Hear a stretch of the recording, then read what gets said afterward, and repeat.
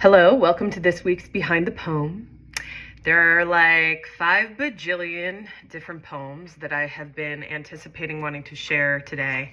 And I'm going to share a poem that hadn't even been on my radar. It just came to me this morning. I've been listening to a lot of Toni Braxton, but like 1993, the self-titled Toni Braxton debut album. And there are some major bangers on that album that I fear have been lost and forgotten in the archives of necessity. We'll call it the archives of necessity. And that led me on a journey to Toni Braxton radio on Spotify this morning. I've been in the Toni Braxton rabbit hole all week. And and then while listening to things like Mariah Carey's Always Be My Baby, which for me is a significant song because when I broke up with my boyfriend in 7th grade, I listened to it on repeat over and over and over that evening. Just so we're clear, listening to it on repeat over and over and over in 1996 meant it was on a cassette tape, so I had to keep rewinding it. And for those that aren't familiar with what that is like, that's effort.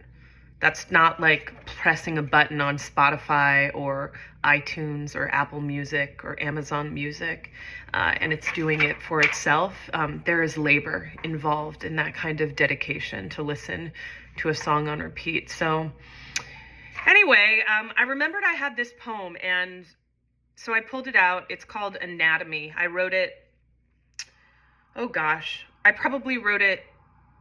either wrote it like after this moment that the poem is about occurred, so like circa 2010, or I wrote it a few years after that.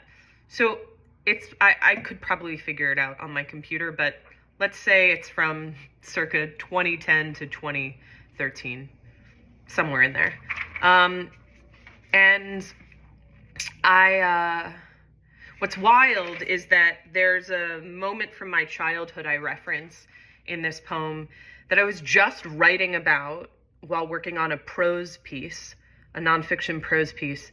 I had not even made the connection. So it's sort of kind of wild that I was interrogating this moment in childhood out of nowhere this morning in my prose, and now it turns out it's also in this poem. So really double dipping on the usage of story here. Anyway, so I'm just like in my feelings about love, and I think why this poem came to me is that I think for a lot of my life I had a very puritanical, cis heteronormative assumption or mythology that there's only one love. And when we're finished with a love, it's done with and overed and gets buried in the archives of death, not the archives of necessity.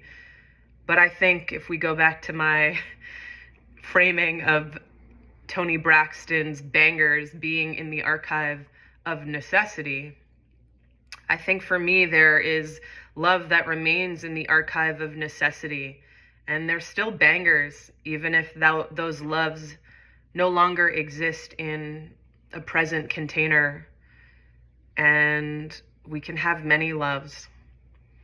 And fuck the bullshit that tells us we can't.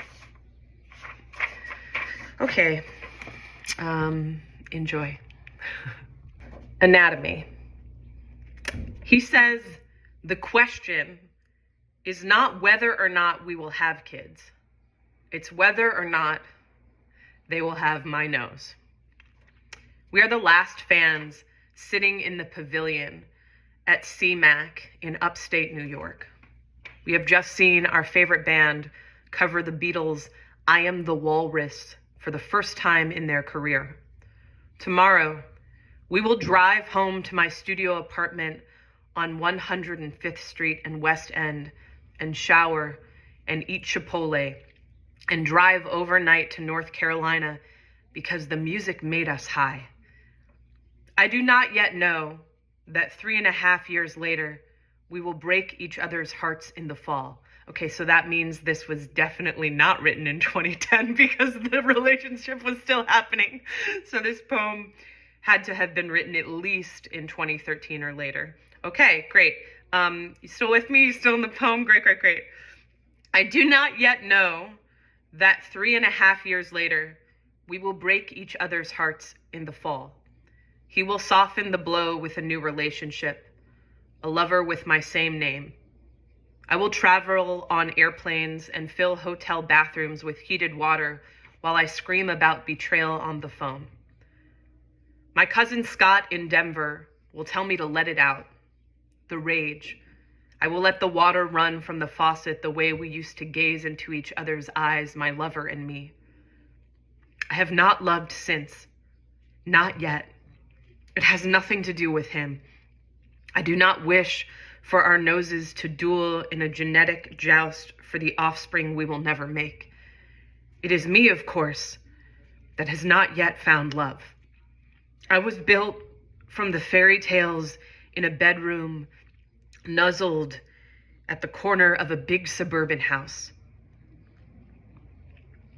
When I was 4, I called my cousin Tracy on the phone, told her I had flower petals and a shell, and would she like to come over to play house?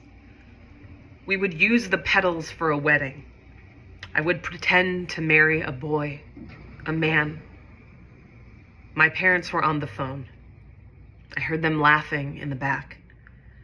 I pushed away the playdate and the petals and my dreams. I think the question has always been, will I ever be brave enough to trust a man to carry out his word, gift his seeds to a genetic makeup that is itself a blooming tree? It is not the shape of the nose that counts. It is the kind of miracles it can smell.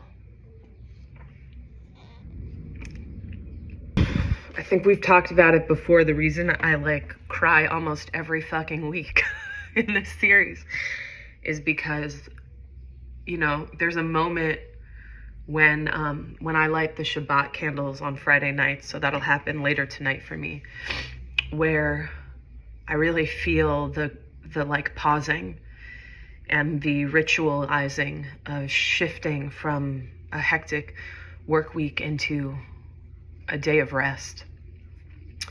And I think this ritual does that for me too, where my body gets to check in with itself. And I think for me, poetry is a place where I explore my depths.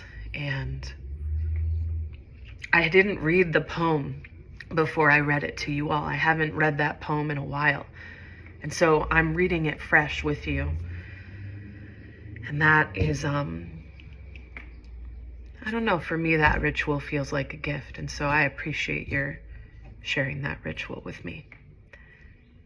Wishing you love in many forms. Take care.